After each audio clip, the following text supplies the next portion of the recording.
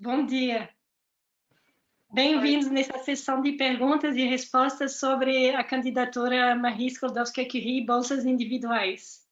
Agradeço a participação das nossas panelistas Juliana Stroh, pesquisadora brasileira, titular de uma bolsa individual no Museu Nacional de Ciências Naturais da Espanha. Agradeço também a Elisa Nátola, ponto focal das ações Marie Skłodowska-Curie no Brasil, a partir do CONFAP em Brasília. E eu sou Charlotte Gravitz, representante da Euraxis Brasil, para também responder às suas perguntas. As perguntas dos participantes foram enviadas por escrito já, e nós vamos responder por temas principais que vocês estão vendo na tela. Primeiro, Elisa e eu vamos responder sobre as regras mais legais, regras de elegibilidade, etc., antes de ouvir a Juliana Stromp, com seu ponto de vista empírico, já que ela submeteu uma candidatura bem-sucedida. Esse webinar vai ser gravado e vocês vão ter acesso a todos os slides para referência futura. Inclusive, tem muitas informações no nosso slide para vocês poderem voltar depois a passar a ler as regras. Esse webinar é organizado depois de outros dois que fizemos em abril, com os mesmos palestrantes, que tinham o objetivo de trazer uma introdução para vocês a essas bolsas individuais das Nações Marie Skłodowska-Curie. Passar pelos critérios de elegibilidade, os critérios de avaliação das propostas, e ouvir também a Juliana, que compartilhou muitas dicas super boas com os futuros candidatos brasileiros. Vocês sempre podem voltar a ouvir e assistir a esses webinários, já que eles são gravados e disponíveis no site da Euraxis no Brasil, através do link que aparece na sua tela. Bem, começando um pouco com alguns lembretes. Qual é o cronograma da chamada? Coisa mais importante para vocês saberem, a chamada fecha no 9 de setembro desse ano, 5 horas de Bruxelas. Isso quer dizer meio-dia do Brasil. Não deixem para esse dia para finalizar suas propostas. Tenham elas finalizadas alguns dias antes. As propostas vão ser avaliadas, o resultado pode ser esperado mais ou menos no final de fevereiro do ano que vem, e os projetos as mobilidades podem começar a partir de março de 2020 e 2021 e pode ser também prorrogado um pouco até 1º de setembro de 2022 para quem quiser precisar terminar um projeto antes, etc. Primeira pergunta que recebemos é, tendo em vista esse cronograma, ainda está tempo de fazer um projeto?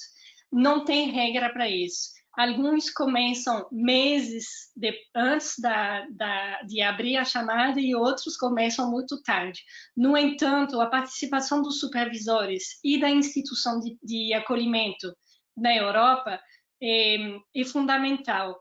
E é importante vocês levarem em consideração que julho e agosto são meses tradicionalmente de férias na Europa. Então, se vocês ainda não têm instituição de acolhimento, tem que correr, identificar e trabalhar muito com eles para poder fechar uma proposta de qualidade até o 9 de setembro.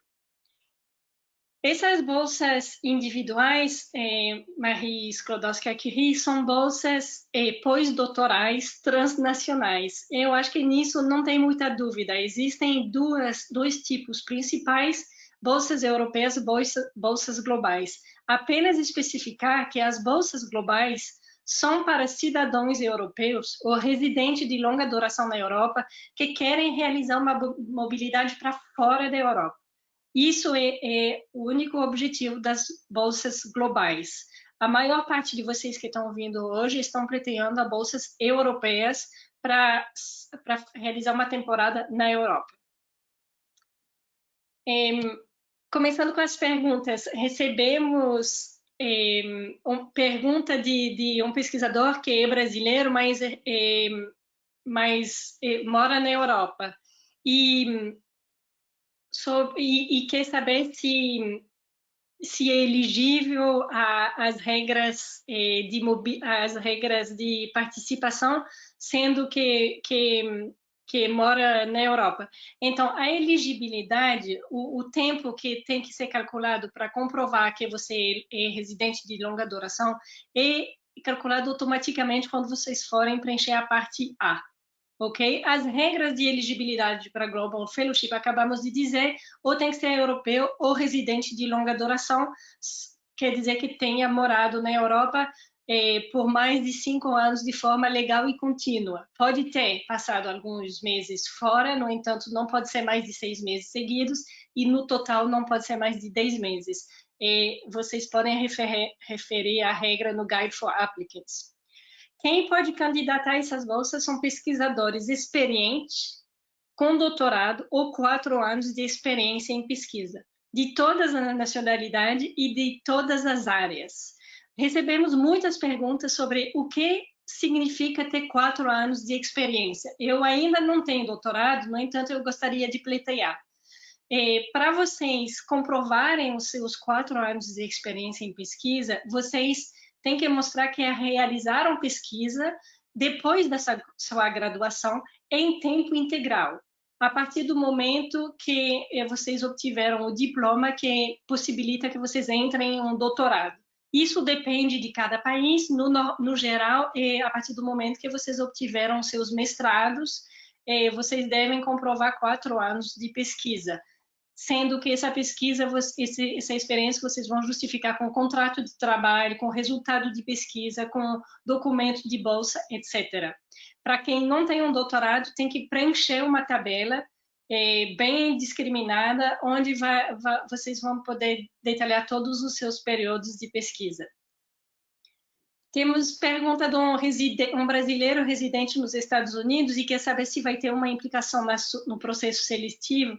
Como diz, a chamada é aberta aos pesquisadores de todas as nacionalidades. O fato de morar nos Estados Unidos não vai ser levado em consideração quando pleitear a bolsa, a não ser que pleiteie para uma bolsa global, que seria começar na Europa, vir para o Brasil, ou ir para os Estados Unidos e voltar para a Europa. Senão, não tem problema. Alguém quer saber se, tendo doutorado há 15 anos, pode candidatar? Pode. Não tem limite de idade nem de experiência. Algum dos pesquisadores ou participantes de hoje ficou com dúvida qual seria o painel que se encaixa melhor para pós-doc. Como essas bolsas individuais são bolsas para quem tem doutorado ou 4 anos de experiência, muitas vezes, por um abuso de linguagem, a gente fala que são bolsas pós-doutorais, no sentido que são acessíveis depois do doutorado. Qual é o painel? O painel que você tem que pleitear? Existe um painel standard, que se divide em subpainéis científicos.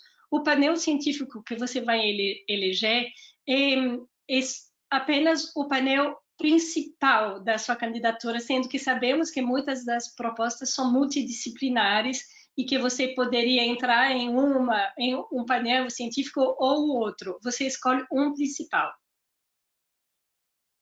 Quem não tiver doutorado e se pergunta se vai ter que mandar os documentos justificativos da sua experiência como pesquisador na hora de candidatar, a resposta é não. A Comissão Europeia não pede os documentos justificativos nessa altura. No entanto, podem pedir depois e vocês precisarão justificar enviando os documentos. Não é necessário enviar uma versão juramentada em inglês desses documentos, já que vocês não vão mandar por agora. Segunda regra muito importante de elegibilidade, a regra de mobilidade. Vocês não podem realizar sua mobilidade, o seu projeto de pesquisa em um país onde vocês tenham morado mais de 12 meses nos últimos 3 anos. Tem que ter mobilidade, certo? Dependendo dos painéis, essa regra pode ser um pouco mais branda, não pode ter passado 3 anos nos últimos 5 anos no país europeu. Quais são esses países onde vocês podem ir realizar sua pesquisa? Os 27 Estados-membros e os 16 países associados ao Horizonte 2020, que estão todos listados nas suas telas. O Reino Unido continua elegível? Sim. Vocês ainda podem fazer sua mobilidade numa instituição britânica que continuam podendo receber bolsistas Marie Skłodowska-Curie nessa chamada de agora, 2020. Da mesma maneira, os pesquisadores baseados no Reino Unido também podem concorrer a uma bolsa europeia para ir para outro país europeu ou uma Global Fellowship para vir para o Brasil, por exemplo. Elisa, recebemos uma pergunta de uma pesquisadora brasileira e portuguesa que pretende fazer o seu doutorado o seu IF na mesma instituição onde obteve seu doutorado em 2015. Ela teve períodos curtos em Portugal e quer saber se deve indicar esses períodos curtos na parte A do seu projeto. Obrigada, Charlotte. Então, bom, primeiramente, a primeira regra a ser levada em consideração é a própria regra de mobilidade. Então, a única restrição para não poder voltar na mesma instituição, no mesmo país, é de ter passado mais de 12 anos, de 12 meses nos últimos 3 anos, que não é o caso nessa específica situação. Então, não tem problema em voltar na mesma host institution, na mesma instituição. Além disso, pode ser considerado um ponto de força, porque já vai mostrar a ligação e a confiança que tem entre a instituição, as equipes e o próprio pesquisador, que o fato que existem ligações anteriores pode ser um elemento a ser destacado como ponto de força em vários pontos da proposta, que a gente depois vai ver como certos conceitos têm que ser repetidos nas sessões, evidenciando como esse atende os critérios de elegibilidade que geram uma pontuação boa da proposta. Quanto ao período de curta duração, as estadias de curta duração, essas não devem ser preenchidas. A gente colocou também nas slides a regra para referência, e elas não entram nessa conta de contagem de tempo. Então, só vale realmente o período em que a pessoa está residente, trabalhando e desenvolvendo atividade de pesquisa no país, então, período de curta duração não são considerados. Obrigada, Elisa. Agora, falando um pouco sobre fomentos. A primeira pergunta que recebemos é se o projeto de pesquisa, Elisa, precisa incluir a tabela de gastos financeiros. E qual é o valor da bolsa? Certo. Bom, o orçamento nesse tipo de projeto é extremamente simples em relação a outros projetos em que os pesquisadores têm que colocar seus próprios gastos de pesquisa, todas as várias componentes que compõem o orçamento habitualmente. Nesse caso, o orçamento ele é calculado sob base de custos unitários, unit costs, que são multiplicados por um número de meses em que se estende o projeto, a duração do projeto da mobilidade. Então, e esse unit cost, ele tem vários componentes. São componentes que cobrem tanto a bolsa, o salário, quanto outras componentes. Então, tem a living allowance, que é equivalente à bolsa, ao salário do pesquisador. Tem uma allowance, um auxílio para a mobilidade, um auxílio para a família, e depois tem uma parte que é para pesquisa e gestão. E todas essas componentes são multiplicadas pela duração do projeto, e quem gerencia esse recurso tudo é o beneficiário, que é a instituição parceira ou anfitriã na Europa. E esse Living Allowance também vem adaptado, ajustado para um coeficiente do país de destino. Justamente, Elisa, sobre a bolsa depende da bolsa em si, ela é a Living Allowance, mas ela também tem outras partes que vão enriquecer o fomento. Obrigada. E justamente sobre o coeficiente, Elisa, um pesquisador pergunta se for fazer um secondment, quer dizer, se passar 6 meses em outra instituição, em outro país diferente, o seu salário, o Living Allowance, vai mudar? Então, o Living Allowance vem calculado em base à instituição principal de destino. E se tiver secondments ou deslocamentos para outras instituições durante o período da bolsa, da fellowship, esse coeficiente não muda, se mantém o principal. Esse aqui para países, quando o destino é na Europa, ou seja, países membros ou associados. Isso só muda no caso das Global Fellowships, em que, obviamente, por motivos óbvios, quando é um país terceiro, país de destino, e depois tem que voltar para a Europa, aí sim tem dois coeficientes, mas no caso das European Fellowships, não. Perfeito, obrigada. Recebemos a pergunta de alguém que já tem financiamento para o projeto de pesquisa em si e pergunta se pode concorrer só pela bolsa para receber um salário. Isso não é possível, pois as bolsas individuais têm uma finalidade não lucrativa. Se você receber o seu salário financiado por uma bolsa individual, o seu outro projeto, de uma certa maneira, vai se beneficiar da bolsa. Então, não é permitido. Agora, eu queria falar um pouco sobre como submeter uma candidatura. As suas candidaturas devem ser submetidas com uma instituição de acolhimento na Europa. Essa instituição pode ser do setor acadêmico ou não. Na prática, como fazer isso? Todas as candidaturas são preenchidas online no portal da Comissão Europeia chamada Funding and Tenders. Euraxis LAC preparou um guia passo a passo para guiar vocês, mostrar como fazer essa submissão online, quais são os números de registro que vocês vão precisar, etc. Convido vocês a olharem e, desde já, a se familiarizarem com o portal Funding and Tenders. É muito importante para vocês não deixarem isso na última hora, saber como funciona e ter para ganhar agilidade. Quem preenche a candidatura? Vocês, uma pesquisadora queria saber se ela faz ou se deve ser o supervisor. O Guide for Applicants diz que a proposta deve ser preparada tanto pelo pesquisador em cooperação com a organização anfitrião, que é representada pelo supervisor ou pela supervisora principal da proposta. No entanto, apesar de vocês dois colaborarem na preparação, a responsabilidade final da submissão é da organização anfitrião, da sua host, representada pelo supervisor. Por isso, o projeto Net for Mobility recomenda que a candidatura seja submetida pelo supervisor do pesquisador.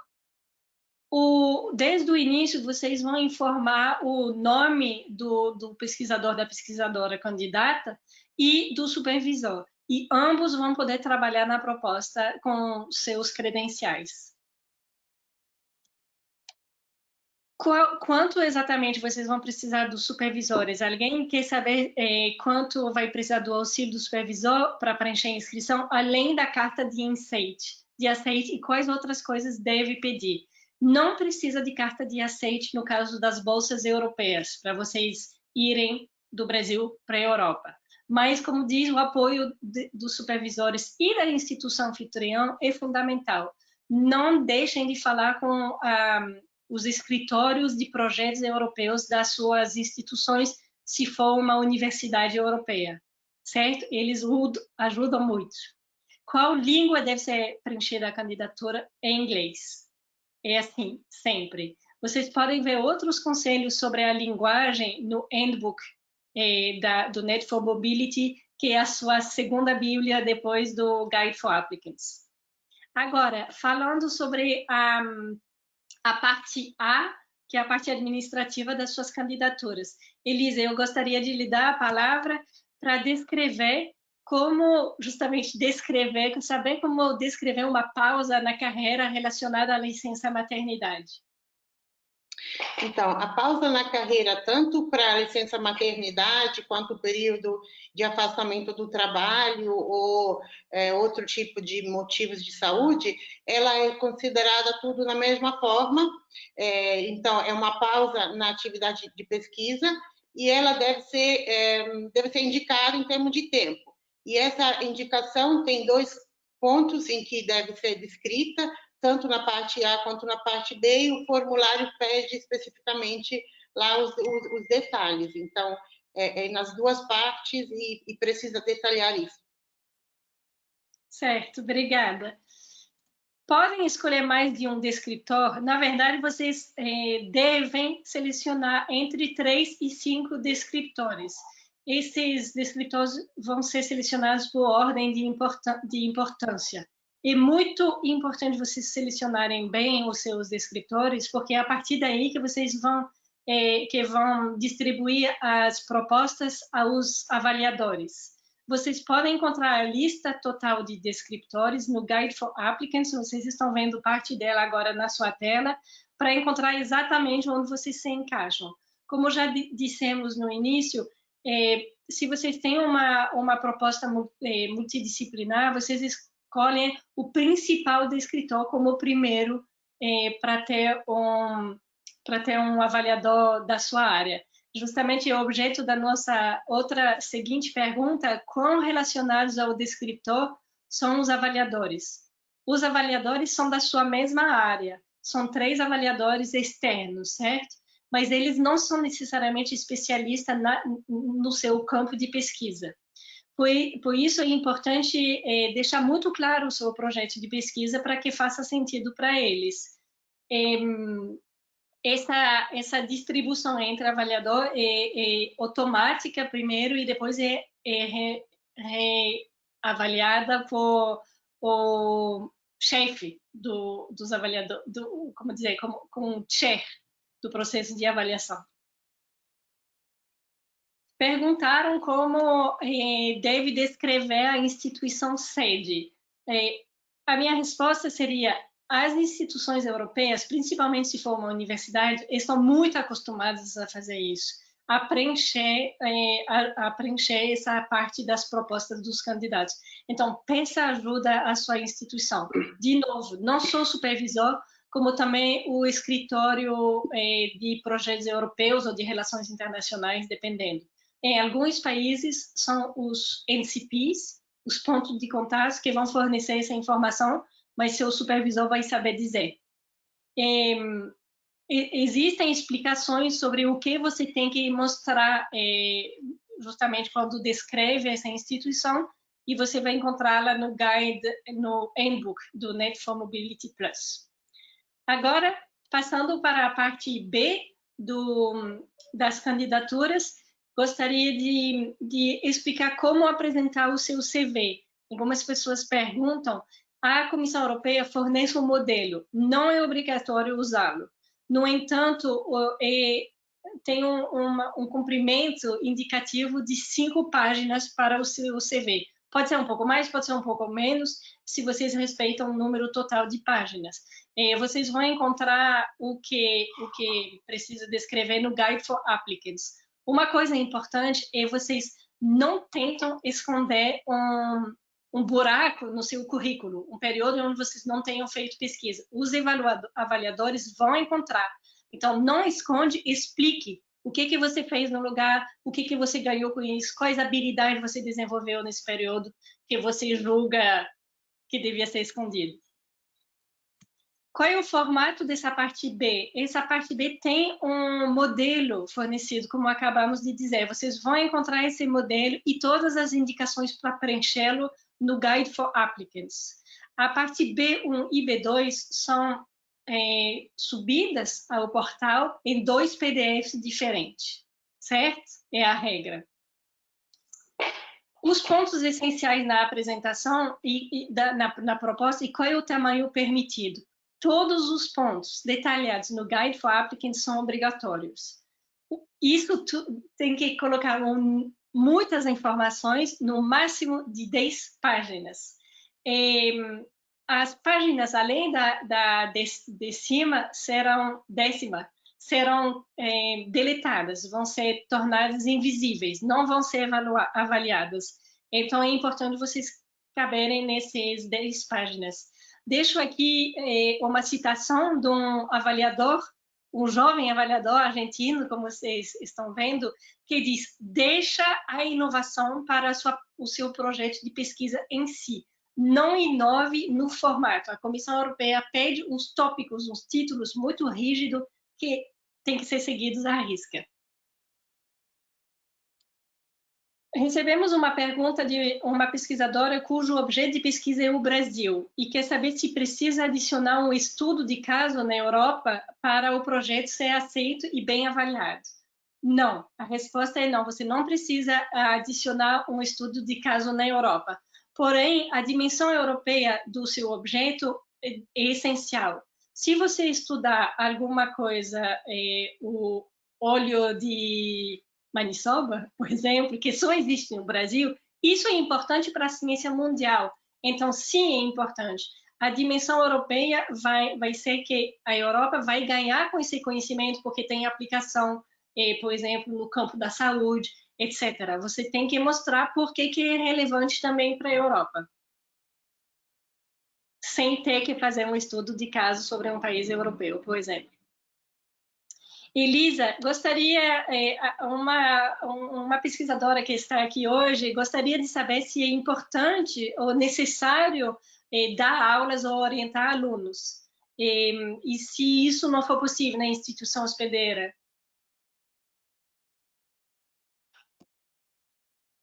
Agora.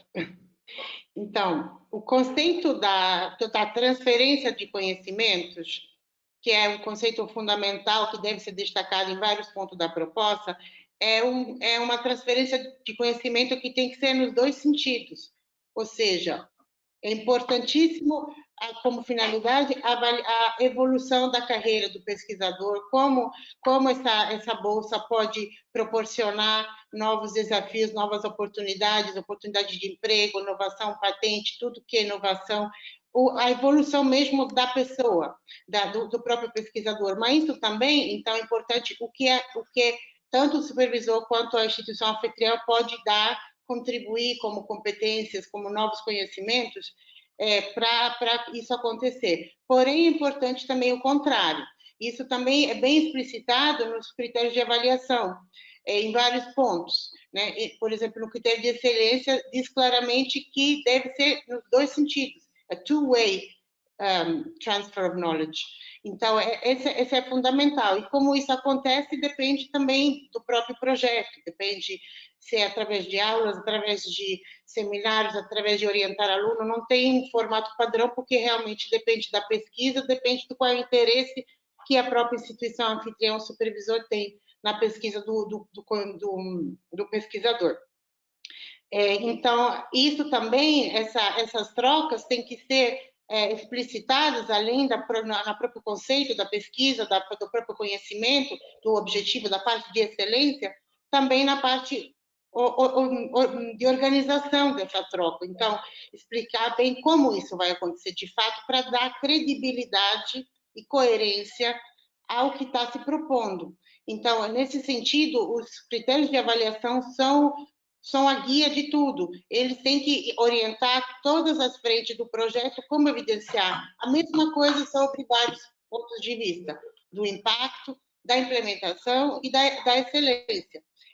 Do impacto, como isso pode ser, essa troca, como isso pode beneficiar tanto a instituição anfitriã quanto o pesquisador. Da implementação, como isso pode ser de fato organizado. Da excelência, como a pesquisa pode evoluir. Então, sim, isso é necessário e tem que ser explicado com muita criatividade e coerência, como falei. Obrigada, Elisa. Eu deixo você continuar respondendo. Ok. Então, ok, pronto. A outra pergunta aborda questões de gênero. E pergunta se esse aspecto é uma vantagem ou não na proposta. E também tem uma outra pergunta, sempre na mesma temática, que diz, mesmo não sendo da área de biológicas, onde parece que a questão de gênero é essencial, deve incluir algo nesse tópico. Então, se o próprio objeto do projeto não tem uma ligação direta com a questão de gênero, isso deve ser contemplado. Então, não tem um critério específico de avaliação que diz que isso vai ser uma vantagem ou não. Porém, a importância de contemplar questões de equidade de gênero é uma regra geral de todos os projetos do Programa Horizonte 2020, que tem, as bolsas Marie Skłodowska-Curie fazem parte do programa geral, tem algumas linhas que são mainstream, que são gerais. Então, essa parte de gênero tem que ser destacada onde pertinente, claro, não tem que colocar ela onde não cabe. Mas eu aconselho, a gente não tem condições de mandar o vídeo por motivos de tempo, mas tem um vídeo que foi feito específico para as ações Maria Skłodowska-Curie, que a gente vai deixar como link, que dá alguns exemplos. Então, pode ser uma orientação para vocês poderem explicar esses aspectos também nas várias partes das propostas. Obrigada. Não sei se eu vou ser eu. Elisa, como deve incluir na proposta a criação de startup no formulário? E é viável pensar criar uma startup? Então, se isso é um objetivo da pesquisa, uma finalidade, um desdobramento que a pesquisa tem como alcançar, certamente sim. Não tem um campo predefinido para isso, porque a gente viu que o formulário tem os campos padrão para todas as propostas. Todas as propostas, esse é um conceito fundamental, que são bottom-up, ou seja, o pesquisador pode propor o que ele quer, não tem temas prioritários, não tem áreas prioritárias, não tem nada que é mais importante que outro, que mais importante de tudo é a própria proposta de pesquisa, a sua excelência, a sua coerência, quanto isso vai impactar na própria carreira. Então, é completamente livre, então, se é possível. Agora, isso também tem que ser explicado sempre na lógica que eu falei em relação anteriormente. Isso tem que ser explicado seguindo os critérios, ou seja, como a excelência da pesquisa pode ser amplificada através desse resultado, desse desdobramento, e principalmente no impacto, isso como vai, de fato, ter a parte de inovação. Então, a criação de uma startup, ela dá uma dimensão de exploitation, de desdobramento, de desfrutamento dos resultados da pesquisa, empregabilidade, geração de renda, inovação. Então, tudo isso pode ser muito bem justificado na dimensão do impacto e na implementação também explicar qual é o plano de negócio, qual é a abordagem. Então, claro, o espaço é pequeno, é limitado, mas sempre a questão de coerência entre os pontos e a parte de inovação é certamente uma componente interessante. Agora, para esse tipo de pergunta, não sei bem qual é o destino que o pesquisador ou a pesquisadora deseja se visitar nessa bolsa, uma opção pode ser que seja para uma própria empresa. Então, nesse caso, a troca de conhecimento seria ainda mais inspiradora e talvez conseguiria ganhar ainda mais competências nisso. E para esse caso, existe um painel específico que não é temático, como a gente tem das ciências humanas, das ciências básicas, tem um painel específico, que são todas as áreas, mas é para mobilidade em entidades que não são de pesquisa. Então, non-academic sector, que é o Enterprise Society Panel. Então, essa pode ser também uma opção a ser avaliada. Ou pode ser um secondment, fazer uma visita principal a uma instituição de pesquisa e também identificar uma empresa onde poder fazer um secondment interno, onde poder potencializar também essas ferramentas de conhecimento para a geração de startups. Obrigada, Elisa. Agora eu gostaria de deixar a palavra com você para falar rapidamente sobre a avaliação que já foi detalhada no precedente webinar que vocês podem consultar. A primeira pergunta é quais são os elementos chave que devem conter na aplicação para maximizar a pontuação. Certo. Então, a pontuação, ela deve ser guiada, ela depende do peso dos critérios. Então, a gente tem 3 critérios de avaliação: excelência, impacto, implementação, e cada critério tem um peso ponderado. Então, para cada sessão será dada uma pontuação, e isso tudo vai depois fazer essa média ponderada.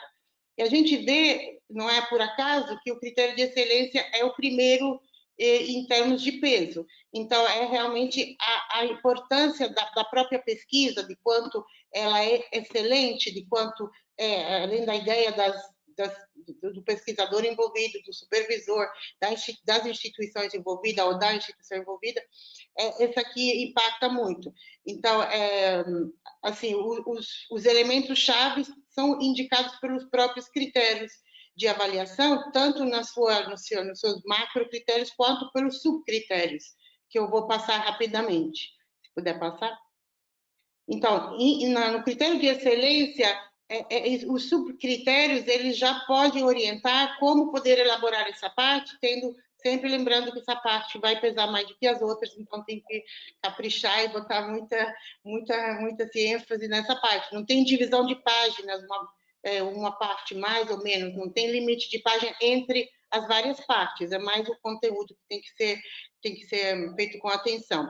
Então, assim, o subcritério, só rapidamente, a qualidade e a credibilidade do projeto de pesquisa e inovação, a qualidade e a credibilidade da transferência de conhecimento, do supervisor, o potencial do pesquisador. Então, todas essas partes pertencem aqui, e isso tem que ser adequado a todas, dependendo da pesquisa. Pode passar?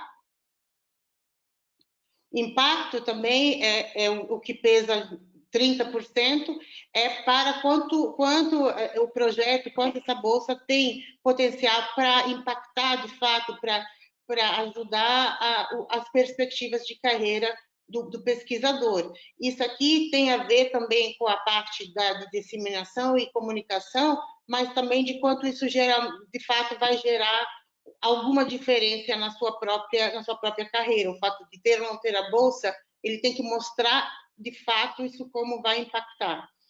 E a implementação é fazer com que tudo seja coerente de fato na própria prática. Então, a organização do trabalho tem que ser coerente e ser coerente entre as várias partes.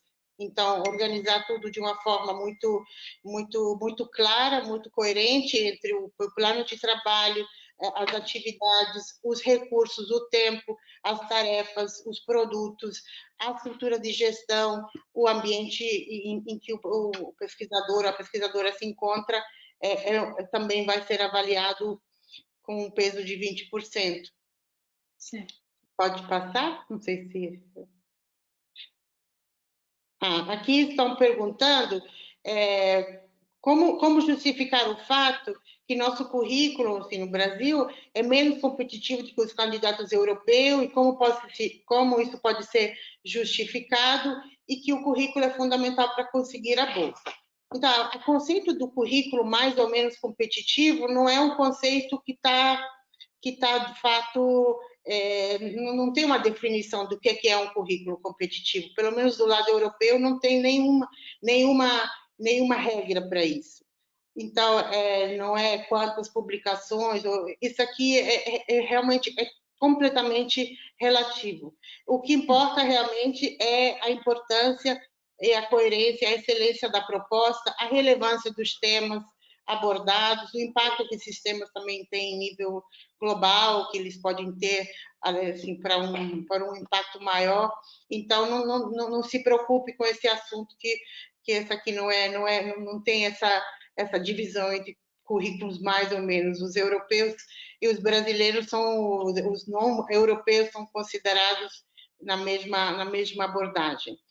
E outra pergunta é se a rede de colaboradores ou instituições de outros países será avaliada. Certamente, as conexões e a rede que o pesquisador, a pesquisadora tem, são muito importantes, mostrar que já tem conexões, até para poder ter um outreach, um alcance maior da pesquisa feita.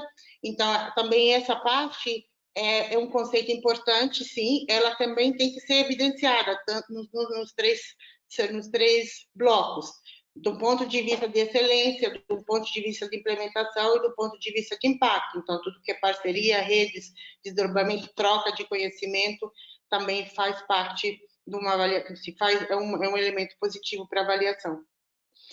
Enfim, outra pergunta é sempre relacionada ao fato se tem temas preferenciais nas ciências humanas, e se é positivo relacionar ao Covid-19 alguma temática na proposta, e se isso pode ser uma vantagem. Como mencionei, a abordagem é bottom-up, não existem temas prioritários, então não existe nenhum projeto, uma ideia melhor do que a outra, depende da proposta. Agora, a questão do Covid não tem nada que diz que vai ser priorizado. Claramente é um momento delicado. Então, se a relevância da proposta, se ela pode ter um impacto positivo e ajudar de alguma forma nesse momento, sob alguma perspectiva, tanto das humanas ou das ciências médicas, não tem aqui fala sobre medicina, mas a União Europeia financia muita coisa que não é medicina relacionada à Covid. Então, esse aqui não é necessário. Se é pertinente, certamente não será avaliado negativamente, será considerado como uma coisa positiva, mas tem que fazer sentido. Então, depende. Obrigada, Elisa. Sobre as notas e quão altas tem que ser para ganhar uma bolsa. Vocês sabem que o mínimo é 70% para ser elegível. Vocês podem ver na tela, por painel, nas bolsas europeias, que os projetos que foram financiados são aqueles que tiveram uma nota acima de 92%, normalmente. Varia um pouco de painel para painel, e o painel Society and Enterprise, onde tem menos candidaturas, tem uma taxa de sucesso, vamos dizer, uma nota um pouco menos alta é para realizar pesquisa num setor não acadêmico. Não fiquem desesperados com essas notas, são bolsas competitivas, sim, mas são bolsas muito prestigiosas, muito generosas e valem muito a pena tentar uma candidatura. A partir de 85, uma nota de 85, vocês recebem um selo de excelência que tem uma série de vantagens, e existe ainda a possibilidade de vocês terem uma segunda avaliação para ir para alguns países, são o que são chamadas de Widening Fellowship.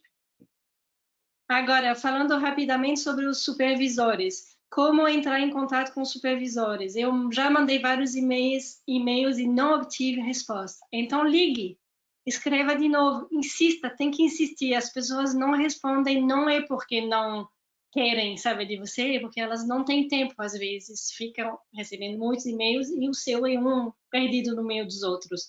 Pode pedir também ajuda para os seus supervisores para encontrar outros potenciais supervisores na Europa.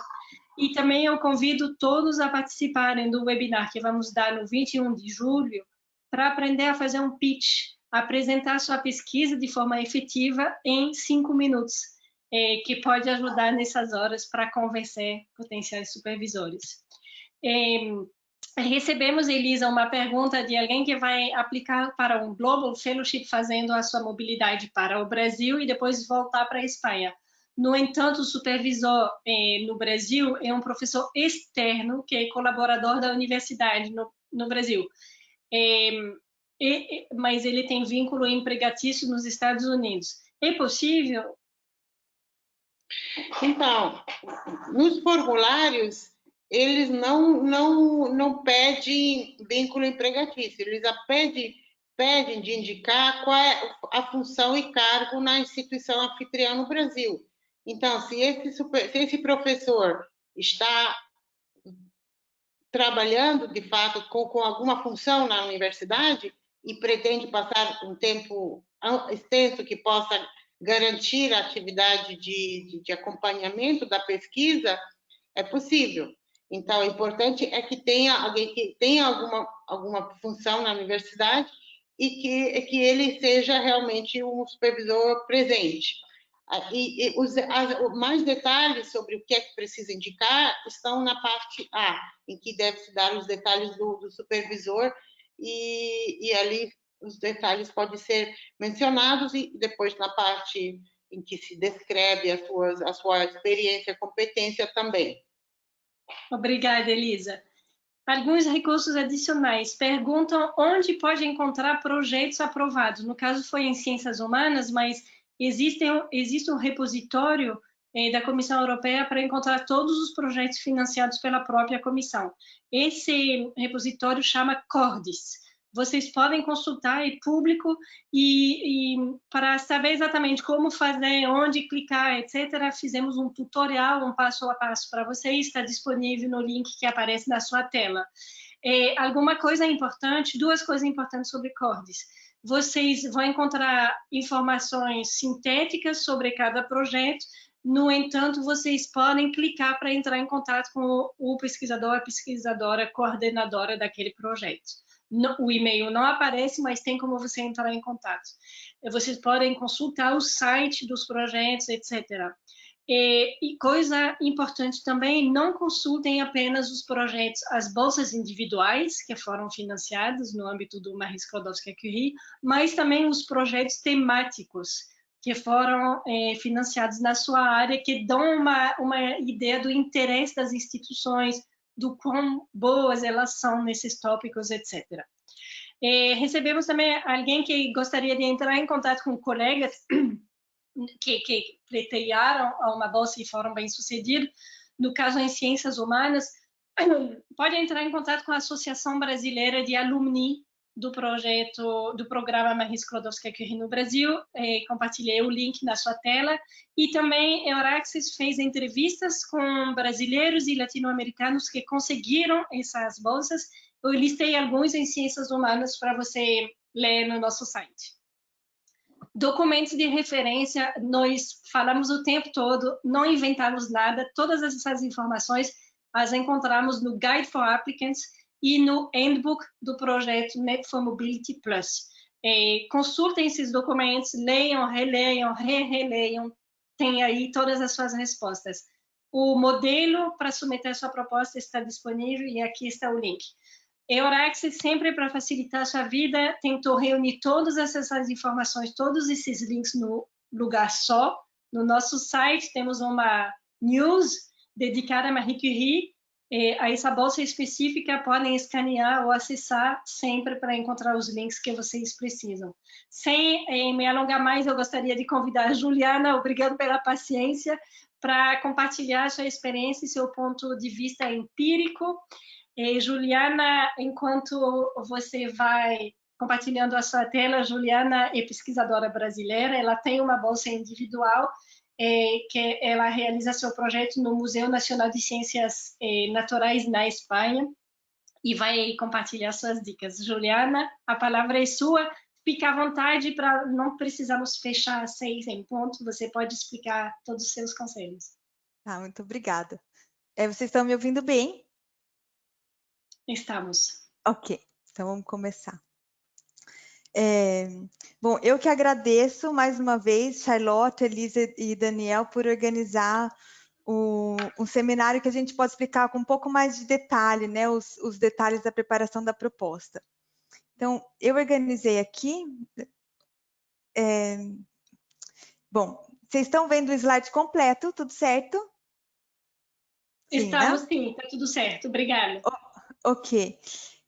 Bom, as perguntas que a gente recebeu relacionadas à preparação da proposta em si, elas abordaram 6 aspectos, né? Bom, eram sobre os pontos, quais são os pontos essenciais da proposta. Aqui a Elisa já falou, eu vou dar entrar um pouco mais em detalhe com exemplo. Como elaborar o cronograma de atividades, como colocar os objetivos e métodos, explicar exatamente como vai ser feita, então, essa transferência de conhecimento que a Elisa mencionou, e um pouco como melhorar a parte de impacto de disseminação e comunicação. E depois, no final, tem um pouco de pergunta de várias coisas diferentes, né? Então, vamos lá. Quais os pontos essenciais para a preparação da proposta? A Elisa já explicou ali o que tem que ser colocado no... vai no ponto 1.1, né? Bom, aqui o que tem que ficar bem claro é que em toda proposta ela tem que ter a inovação, a credibilidade e a clareza tem que estar muito, muito evidente. Ela tem que a proposta tem que mostrar o aspecto inovador, tem que mostrar que o projeto é viável e tem que ser feito de uma forma muito clara. Eu tentei dar aqui algum passo a passo de como pode ajudar a mostrar, por exemplo, aqui o aspecto inovador. Aqui, eu acho, né, me ajudou na época, responder talvez essas quatro perguntas te ajuda a destacar e identificar o aspecto inovador do seu projeto que você pode, então, escrever na proposta, né? Então, vamos dizer, qual é o problema, o desafio, qual exatamente o problema, o desafio da sua pesquisa? É um problema relevante? Porque, se é um problema relevante e é um desafio, por que não foi resolvido até agora? E qual é a sua ideia, a sua abordagem para resolver esse problema? Eu coloquei aqui o primeiro parágrafo da minha proposta, que depois, quando vocês receberem o PDF, vocês podem dar uma lida com mais calma. Então, aqui no começo tem o problema e a relevância, depois algumas frases explicando, né, por que esse problema não foi resolvido até agora, e no final o objetivo. E aí, depois desse parágrafo, então, eu comecei a descrever um pouco mais em detalhe o estado da arte. Vamos lá. O que pode ajudar também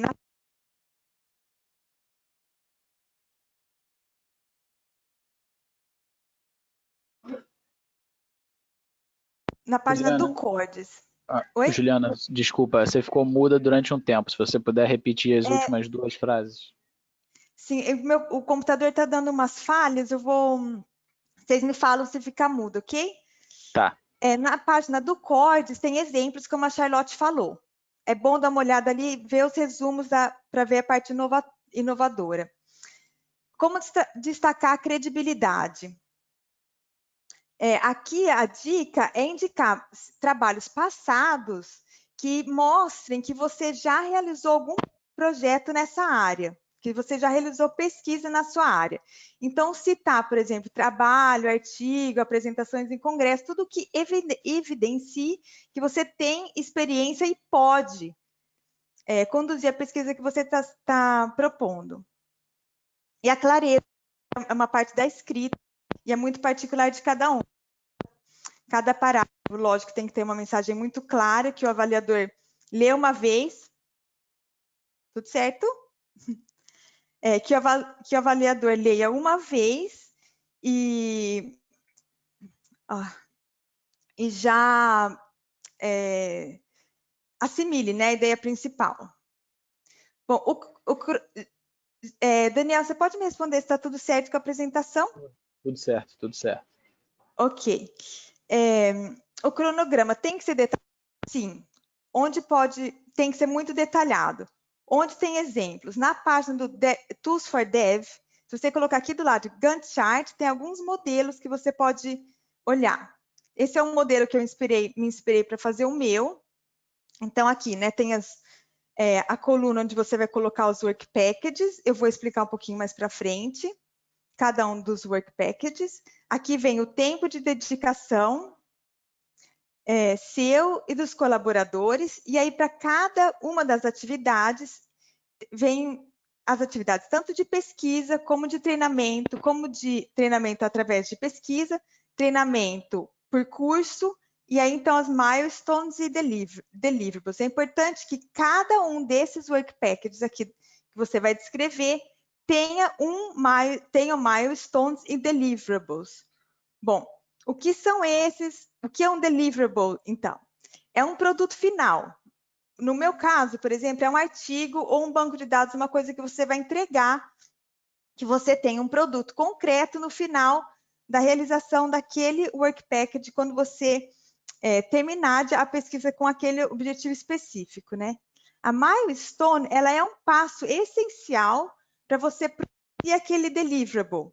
Então, por exemplo, a compilação de dados terminada, uma análise feita, é aquele passo fundamental que vai te levar ao produto final.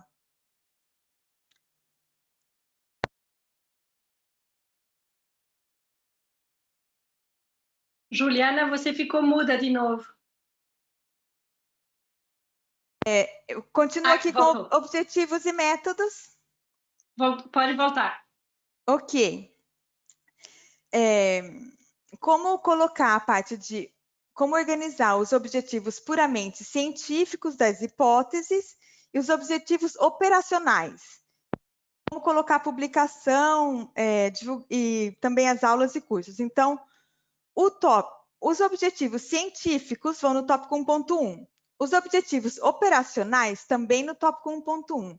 As aulas e cursos, então, vão no tópico 1.2, que é a parte de treinamento. Aqui, gente, eu coloquei os exemplos da minha proposta. Não é uma regra geral, é o que funcionou para mim. Então, eu vou mostrar.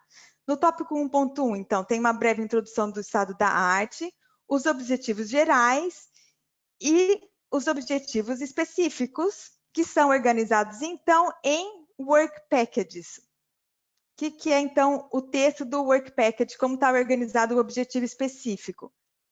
Você coloca lá o work package 1, descreve brevemente aquele objetivo específico, descreve a metodologia. Eu coloquei um resuminho no final, como exatamente aquilo vai avançar, como esse objetivo vai um avanço científico. E no final, então, colocar a indicação da credibilidade, que seria, então, a citação dos seus artigos anteriores e colocar o novo artigo que você vai fazer. Aqui também coloquei um texto que eu extraí da minha proposta, depois vocês, então, podem ver com calma no PDF. Como organizar o espaço, né? Porque tem pouco espaço, são só 10 páginas, como eu fiz. Então, a seção 1, que é a parte mais complicada de fazer, a parte mais densa, no meu caso, teve 4 páginas, 1.1, 1.2, 1.5, uma página e meia, 1.3, 1.4, um pouco mais de 2 páginas. Quer dizer, é quase metade das 10 páginas que a gente tem para descrever toda a proposta. Eu falo aqui, gente, que a parte 1.1 é mais complicada, mas a parte, o tópico 2, o tópico 3, mesmo que eles tenham menos peso na nota final, é muito importante que seja feito com cuidado. Porque no meu caso, no primeiro ano, que eu quase consegui a bolsa, mas não consegui, foi que os 2 últimos tópicos não estavam bem feitos, na verdade. Agora, literatura científica. Como colocar, dado que é obrigatório, lógico, organizar se a gente tem pouco espaço. Então, no texto, eu coloquei assim, em superescrito, e aí, no texto ela aparece assim pequenininha em números, né? E aí, no final, eu coloquei, então, uma nota de rodapé, um do lado do outro. Então, já 17 Oliveira, 18 Strope, e assim por diante. Dá um trabalho editar isso no Word, mas eu não tive outro jeito de fazer para economizar espaço. Desculpa. E acho que a Charlotte e a Elisa já falaram, né? O objetivo, lógico, é específico, concreto, claro. A banca listas no seu tópico exatamente, mas eles são, lógico, são pesquisadores competentes da sua área de conhecimento. Então, o ideal é evitar usar jargão e usar linguagem muito simples para explicar ideias complexas. A transferência do conhecimento, né? Vamos lá. Muito simples é o que você vai trazer para a instituição, o que você vai ganhar da instituição. Isso aqui também vocês podem depois dar uma olhadinha no PDF com mais calma. Então, vamos lá. Qual o conhecimento? Qual a estratégia para transferir o conhecimento? E quais são as pessoas envolvidas, então, nessa transferência do conhecimento, certo? A parte de disseminação e impacto. Aqui a dica é muito simples, tem que ser concreto e objetivo. Não tem muito que acrescentar. Eu coloquei aqui uma tabela da minha proposta, que vocês também depois deem uma olhada com calma, que tem os outputs, as mensagens principais, a audiência que você vai alcançar e qual é o impacto que você espera alcançar com a sua pesquisa, né? Com esse relacionado com esse output.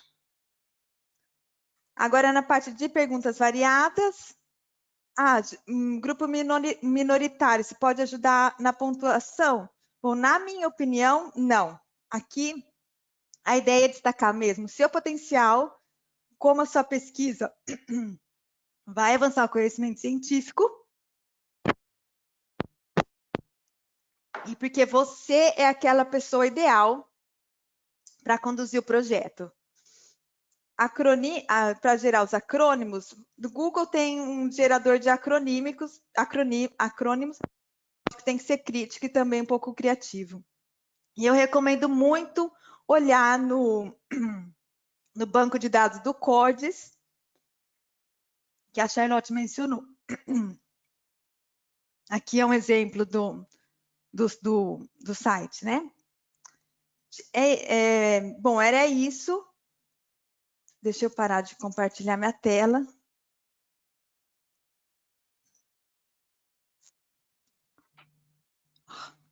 Muito obrigada, Juliana. Você se obrigou a correr para ficar dentro do tempo, mas queria ouvi-los. Você tem tanto para compartilhar. Gente, só um minuto. A sua câmera... Pronto, voltou. Parei de compartilhar a tela, né? O meu computador ele estava falhando, vocês perceberam? Percebemos um pouco no som, mas não perdemos nada do que você compartilhou e deu para ouvir tudo. Ótimo, ótimo. Gente, eu peço desculpas porque eu me acelerei que o computador estava ficando com a tela preta. Se vocês tiverem alguma dúvida nos slides, me escrevam, falam, por favor. Fiquem à vontade. Obrigada, Juliana. Também queria dizer a todos os participantes que as dúvidas que vocês ainda possam ter, vocês podem sempre escrever para a Euraxis, e se tiver alguma coisa específica, podemos encaminhar para a Elisa Nátola, podemos encaminhar para a Juliana, não hesitem. Muito obrigada pela atenção, muito obrigada às participantes. Daniel, meu colega da Euraxis, está nos bastidores e fez com que isso possa acontecer com sucesso. Muito obrigada ao Daniel também. E boa sorte nos seus projetos. Estamos ao seu lado para o que precisar. Avisem quando forem submeter que vocês conseguiram e depois vamos ficar torcendo com vocês. Obrigada e boa noite. Muito obrigada também.